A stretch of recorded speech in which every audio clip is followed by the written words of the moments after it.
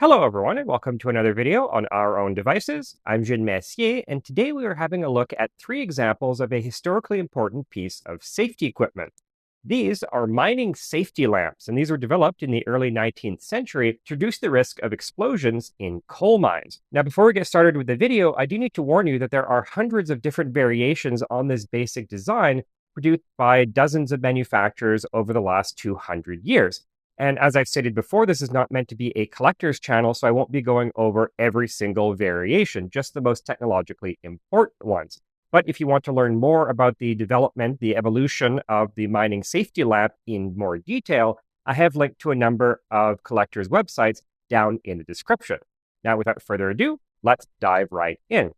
Now, for most of history, coal miners have had to deal with a number of toxic, asphyxiating, or explosive gases, traditionally known as damps, after the German word Dampf, meaning vapor.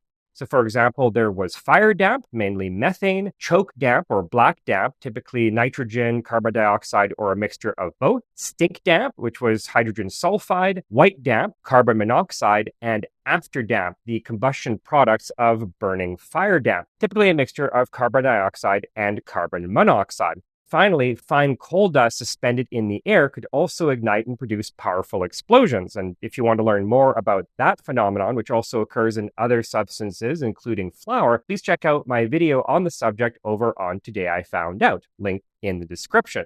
Now, since for most of history, the only reliable light source available to miners was a naked flame from either a candle or an oil lamp, explosions in coal mines were tragically common. And by the end of the 18th century, a number of different methods had been developed for detecting and mitigating this risk, some more effective than others.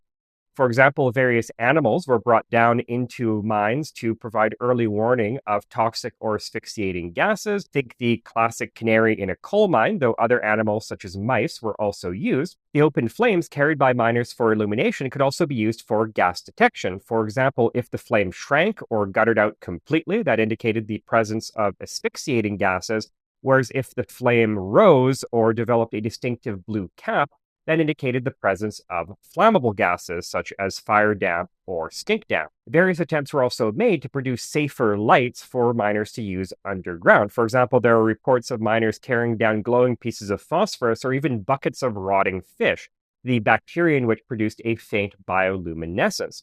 Also, in the 1730s, inventor Carlisle Spedding created the Spedding steel mill, which was a hand-cranked steel disc turned against a piece of flint to produce a continuous shower of sparks, which in turn provided faint illumination. And the idea here was that the sparks would have too little energy to set off the fire damp. Though a series of explosions at the Wallsend Colliery in 1784 and 1785 proved this theory incorrect.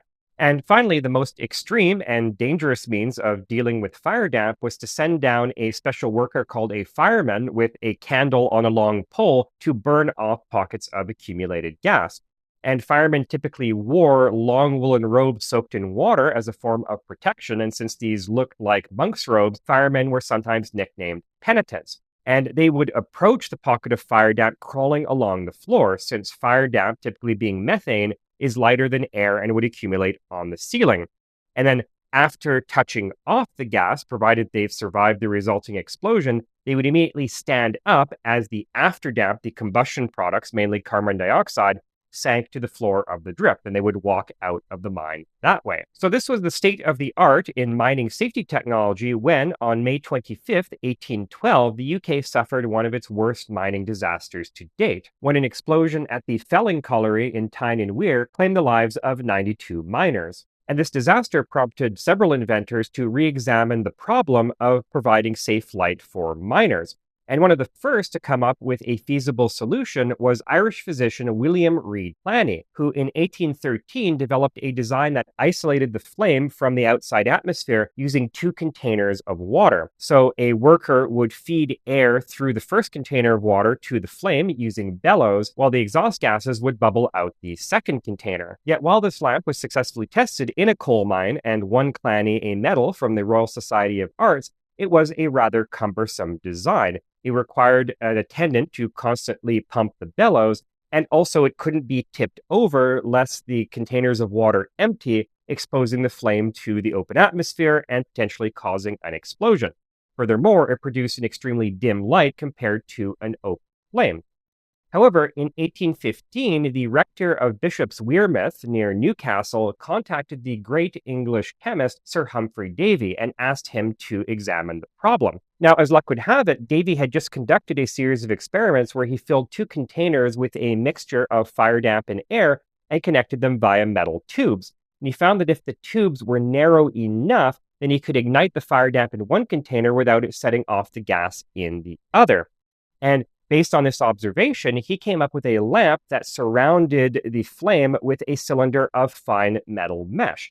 And this is an example I have here of a so-called Davy Lamp, manufactured by Thomas and Williams of Aberdale, Wales, which was graciously lent to me by the Naval Museum of Manitoba for this video. And if you're wondering what a mining safety lamp is doing in the collection of a naval museum, well, we'll get to that in just a bit. So how this works is that the mesh allows air as well as fire damp to enter the lamp and reach the flame, but prevents the flame front from the igniting fire damp from passing back through the mesh and igniting the outside atmosphere. And that works by collapsing the fire triangle, which most of you will remember from Scouts and Guides, consists of oxygen, heat, and fuel. So as the flame tries to pass through the mesh, the conductive metal wicks away all the heat, collapsing the fire triangle and preventing the flame from getting out. And this very simple technology is still used to this day in devices called flame arresters, which are used to prevent the propagation of explosions through things like natural gas pipelines. But at the same time as Davy was conducting his experiments, a rival inventor was developing a very similar lamp design, but based on very different principles. And that inventor was George Stef-enson, probably best known today as the developer of the world's first practical steam locomotive. At that time, however, Stef-enson was an engine wright at the Killingworth Colliery near Newcastle, and following the 1812 felling disaster, he began investigating the problem of safe lighting for miners. And although he came about his design mostly by trial and error, it was also informed by two main operating principles. Number one, that if the airflow into a lamp were restricted enough, then fire damp entering the lamp and igniting would consume all the oxygen and put the flame out. And secondly, if the airflow in terms of velocity through the lamp was fast enough, then flame couldn't propagate outwards because, as he believed, the flame propagation velocity through fire damp was relatively slow. And so he came up with a lamp with a tall cylindrical glass globe where air entered through the bottom through a series of fine capillary tubes and exited out the top through a perforated metal plate. And through trial and error, Stef-enson tweaked the proportions and dimensions of the lamp to maximize convective draw and thus the air velocity through the lamp. But while this design worked perfectly well, as it turned out, Stef-enson's theory of operation was flawed, and in fact, his lamp worked exactly the same way as Davy's. And indeed, as soon as Stef-enson learned about Davy's design, he replaced his capillary tubes and perforated steel chimney with metal mesh. Now, while Davy was the first to present his theories in October 1815, Stef-enson had actually successfully tested his design 1 month earlier, while Davy didn't test his until January 1816. And this led to a considerable amount of controversy over who could lay claim to the invention of the mining safety lamp and how much influence, if any, either man had over the other. And the ensuing debate had as much to do with social class as anything else, with Davy and his backers questioning how a middle-class self-taught engineer like Stef-enson could possibly have come to the same conclusions as an upper-class, well-educated, and renowned chemist like Davy. And while Stef-enson was perfectly willing to admit that he had come about his design by trial and error, Davy and his supporters continued to drag him in the popular press as well as in scientific publications. And it wasn't until 20 years later, in 1833, that a parliamentary committee finally concluded that both Davy and Stef-enson had equal claim to the invention of the safety lamp. But by that time, the damage was already done. The Royal Society awarded Davy the prestigious Rumford Medal, as well as a £2,000 cash prize in silver, and later elected him president of the society. He is now widely considered to be the inventor of the safety lamp, and indeed these lamps are still generically known as Davy lamps. Now, while Stef-enson was eventually awarded a £1,000 cash prize, his design, which soon came to be known as the Geordie lamp, was used in relatively small numbers compared to the Davy lamp, mainly in northeast England. And while Stef-enson would later go on to bigger and better things, the episode left him with a lifelong distrust of the upper-class London-based scientific establishment. Now, while both the Davy and the Geordie lamp were huge leaps forward in mine safety technology, they weren't quite perfect, both suffering from a number of technical faults. For example, the mesh on the Davy lamp blocked a lot of light, making it less useful for illumination than a regular open flame. The mesh was also susceptible to damage and corrosion, and if a large enough hole appeared in the mesh, this could allow flame to escape and ignite fire damp in the surrounding atmosphere. These lamps are also found to be highly susceptible to even weak air currents inside the mine, which could either blow the flame up against the mesh, creating a hot spot, or stoke the flame so that the entire lamp became very hot, which robbed the mesh of its flame-arresting properties and could trigger an explosion. And for this reason, various designers started including either metal or glass shields of varying heights over the mesh to try to protect it from these air currents. Now, another problem was the manufacture of knockoff Davy lamps that strayed from Sir Humphrey Davy's very precise prescriptions for the overall dimensions of the lamp, such as the so-called Scotch Davy. And if the size of the mesh shield was larger than Davy's prescription, then a large volume of fire damp could accumulate inside and set off an explosion. And indeed, the largest mining disaster in Scotland's history, the Blantyre mining disaster of October 22nd, 1877, which killed 207 miners, is commonly attributed to the use of Scotch Davy lamps. Meanwhile, the Geordie lamp, with its glass globe, produced a lot more light than the Davy lamp. However, this glass was fragile, and if it cracked, it could set off an explosion. And for this reason, Geordie lamps were typically issued with a perforated sheet metal cover to protect the globe. But of course, this had the side effect of blocking the majority of the light. Later, the sheet metal guards were replaced with metal mesh so that if the globe broke, then the Geordie lamp would effectively become a Davy lamp. Now, it is at this point that a familiar name re-enters the picture, William Reid Clanny, who in 1816 gave up on his cumbersome water-isolated lamp and instead came up with a new design that incorporated the best features of both the Davy and the Geordie lamp. So the Clanny lamp has a cylindrical glass globe, like on the Geordie lamp, allowing it to produce more light, atop which is mounted a cylindrical mesh shield, like on the Davy lamp. Now, the air no longer enters through the bottom, but rather through the sides of the mesh cylinder, an arrangement that makes the flame less sensitive to air currents.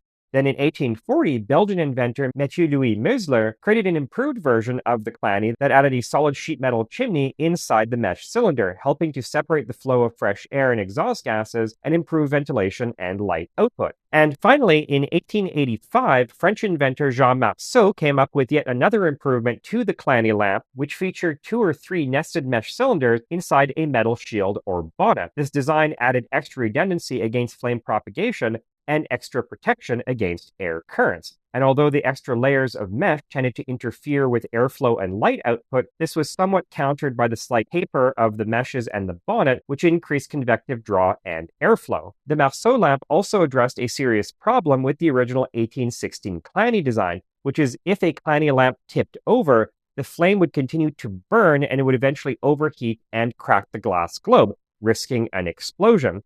However, the Marsaut lamp was so dependent on forced convection in order to feed the flame with oxygen that if it was tipped over, the flame would go out, eliminating this risk.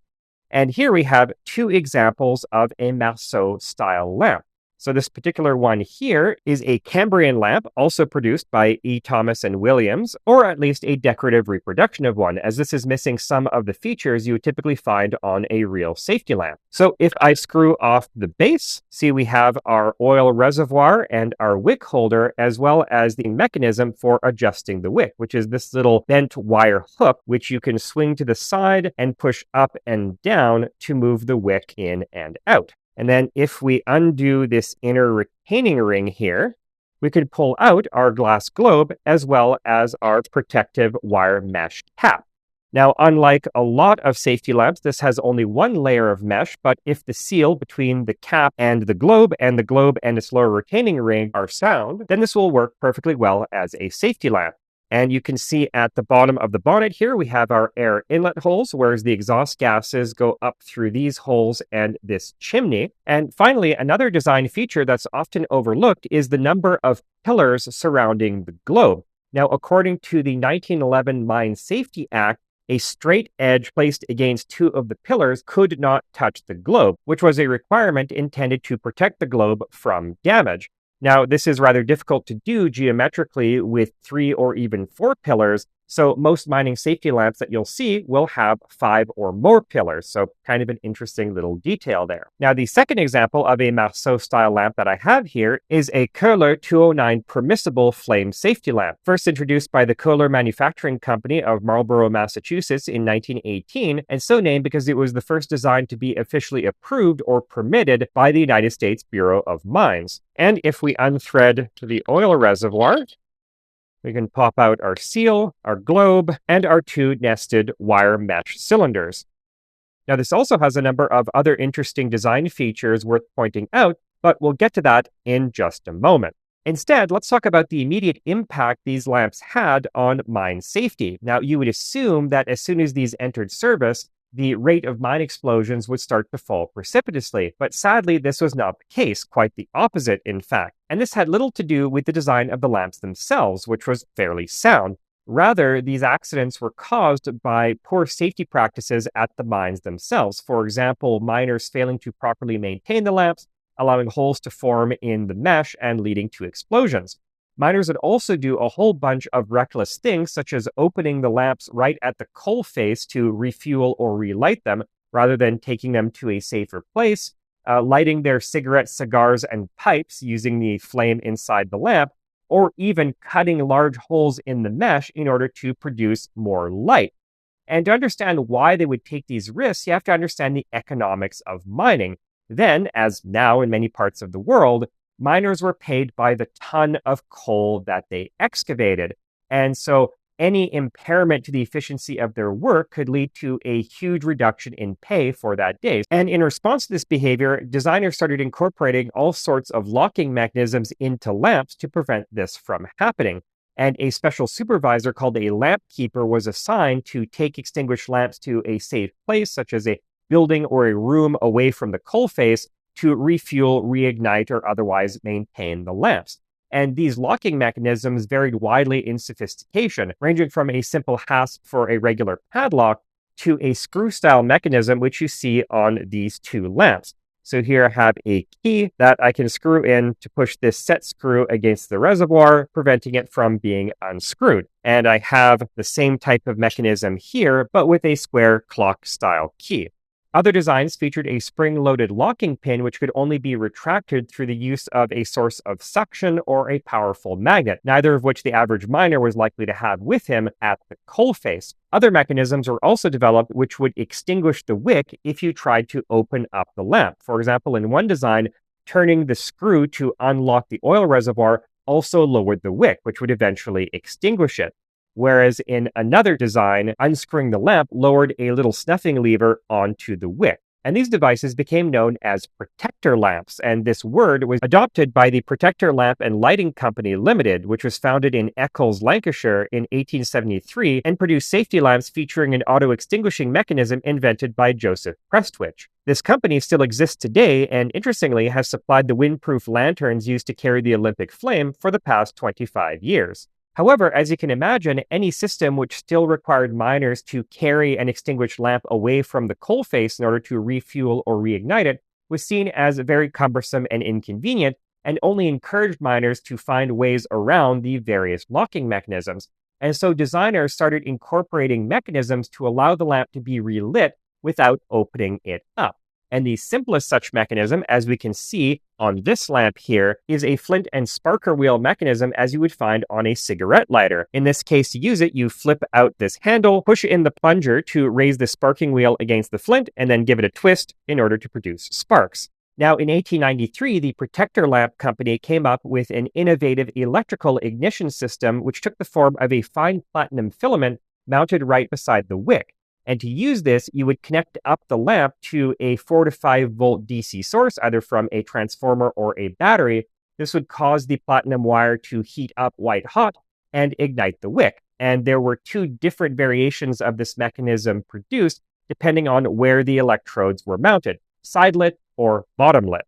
Now, in the late 19th and early 20th centuries, electric mining lamps started becoming more and more common. And in the 1930s, new regulations divided traditional flame safety lamps into two categories: Schedule A, which could match the brightness of electric lights, and Schedule B, which could not. And as electric lamps became brighter and brighter, fewer and fewer traditional safety lamps could match them for brightness. And so manufacturers started producing a whole new line of high candle power, or HCP, flame lamps, many of which were what are known as combustion tube lamps, which have an extra glass chimney descending from the bonnet to the flame, and this helps to increase convective draw and increase the brightness of the flame. Eventually, however, it became clear that traditional flame safety lamps could no longer compete with electric lights as a form of illumination, and so their use shifted away from illumination towards gas testing. Now, this had always been a common application for mine safety lamps, and indeed, you'll often see early Davy lamps with a sheet metal gauge mounted to the outside, or later Marsaut-style lamps like this Koehler lamp with lines painted on the globe, which are used for measuring the height of flame. And there are all sorts of different variations of these testing lamps. For example, there were Marsaut-style lamps with a rotating shutter over the air inlet holes that forced air to enter through a single sampling probe. And some variations of this, like the Garforth lamp, even had a little rubber squeeze bulb to force sampled air into the lamp. There were even testing lamps fueled by hydrogen gas, which, since it burns with a clear flame, allows other gases like methane to be more easily identified. Safety lamps are also very handy for safely burning off little pockets of fire damp, and indeed, special firemen's Davy lamps were produced that were considerably shorter than the regular Davy. And this allowed you to hold it up closer to the ceiling of a mine drift, putting the flame closer to the trapped fire damp and allowing it to be burned off. And in one of my previous mystery object videos, I talked about how during the Second World War in the UK, Air Raid Protection, or ARP wardens, would use specially modified mining safety lamps in order to mark the locations of ruptured gas mains following German air raids. And these were fitted with blue glass globes so that the light that they produced couldn't be spotted and targeted by German bombers flying overhead. And yet another interesting use of these lamps was as a primitive form of block heater. In the period leading up to the Second World War, you could buy special versions of mining safety lamps that you would hook onto your radiator underneath the hood or bonnet of your car. And it would provide just enough heat to prevent the coolant from freezing. And incredibly, these lamps are still used in limited numbers today, mainly for measuring air quality. So for example, they're used to measure the breathability of air in sewers, or conduits for communications and electrical cables, or by Navy and merchant marine fleets to check the air quality in ship holds or submarines, which is why this particular lamp was in the collection of the Manitoba Naval Museum. And so that, dear viewers, is a brief history and technical overview of mining safety lamps, a historically very important piece of safety technology and a very long-lived one, which is still in limited use after more than 200 years. Anyway, thank you so much for watching. Thank you to the Naval Museum of Manitoba for loaning me this lamp to complete this collection here. I'll see you next time on another video where we'll look at yet more lamps and other fascinating devices just like this one. Until then, I'm Jean Messier from Our Own Devices. Have a great day.